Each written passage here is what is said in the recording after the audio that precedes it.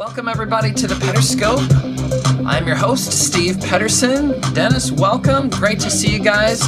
Today we're talking about keys to being the difference. Welcome, Stephanie. All aboard here, talking about keys to being the difference. This is episode 47 entitled Love Yourself. Love it, right? All this week on the Pederscope, we are talking about the topic of love.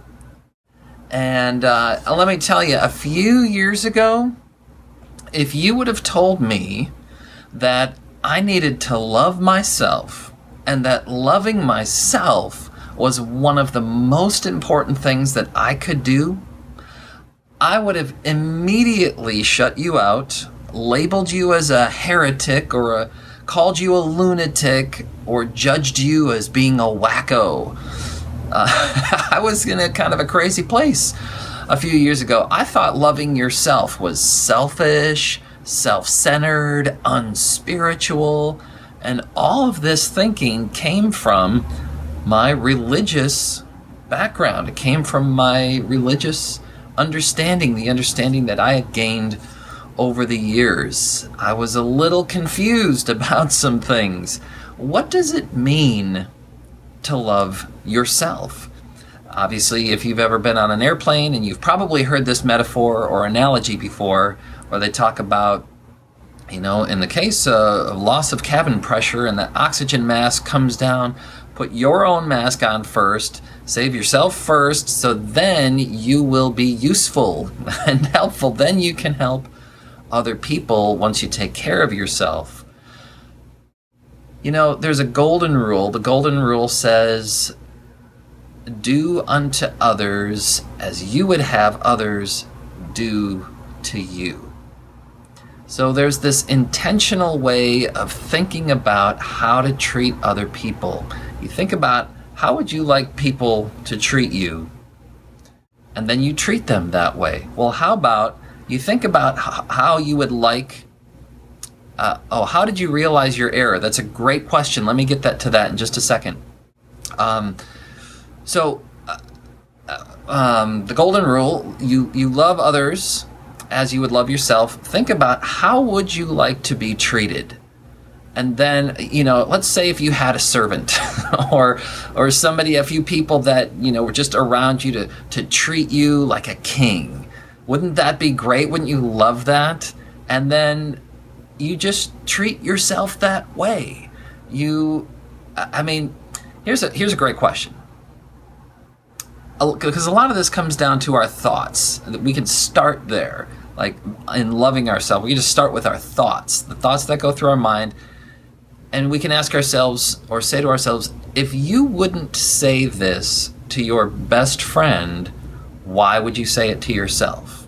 That's a great question, because the thing is we can get really critical of ourselves. We're really judgmental of ourselves. How did, Dennis asked a question, how did I come to this realization? How did I get, to find and discover this error in my way of thinking? Honestly, Dennis, I had a coach. I got to a place in my life where I actually thought that happiness and spirituality were inversely proportional. I thought the more spiritual you were, the less happy you could be. And vice versa. And I also kind of thought that with money as well, like money and happiness and prosperity, and were inversely proportional to spirituality. And that you just had to, just sort of abase yourself. And this was very deeply rooted in my understanding of what sort of the Christian teachings were all about. When Jesus said, deny yourself, there's a bunch of stuff. So that's kind of how it got to that place. And so it took working with a coach to help work through those that thinking, and to realize that, hey, if I'm not taking care of myself, everybody around me suffers. Maybe you've heard the phrase that says the greatest gift you can give to the world is your happiness. And I think it's pretty true. It's pretty accurate when you think about the people around you Now, obviously, we're not supposed to let other people's emotions affect us that much, but they do, don't they? And so the greatest gift, I think that's a great thing, the greatest gift we can give the world is our own happiness, and we can do that by creating space for ourselves, giving ourselves affirmations, telling ourselves the truth in a loving way, treating ourselves as, if you have children, you know how much you care for children and how much you are nurturing with them. If you don't give that to yourself, you're not going to be able to give that to other people, because if you're waiting for other people to give that to you, then it comes from, even if it does come, then it wouldn't. How long did you have the coach to help you get to where you are today? Great question. I've actually had the coach for 4 years. That shift was probably one of the first things that we worked on.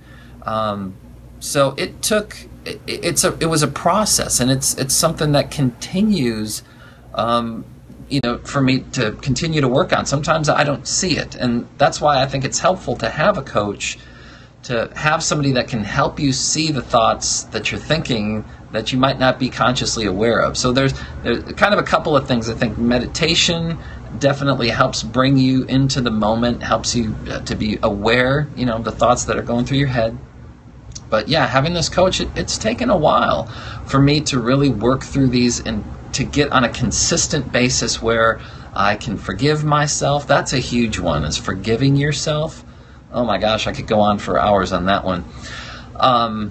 This is a great conversation. Let it be a conversation starter. It's a huge key to being the difference, because I think I've already stated that if you're not taking care of yourself, you're going to kind of be a mess. You're going to be a wreck.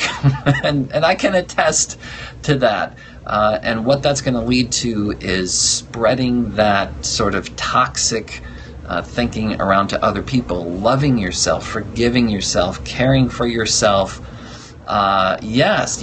My happiness. Dennis asks if I'm still happy. And yes, my happiness has grown exponentially. I am so much more happy, so much more confident after doing this work with my coach and getting more into affirmations and affirming. Lots of love. Thank you. So this is a great topic. It's really it is full of wonder. It is wonderful. This is obviously a great topic, hitting home with a lot of people. I'm sure you guys can maybe relate to, being abusive towards yourself. If you can, I can relate. And you can feel the love. Great. Kitty says that she's using the positive messages to mentally help her. Yeah, it's all a mental game. It all starts in the mind. And if we can just start, maybe that would be an action for today. If we could just start to be aware of our self-talk. How do we talk to ourselves?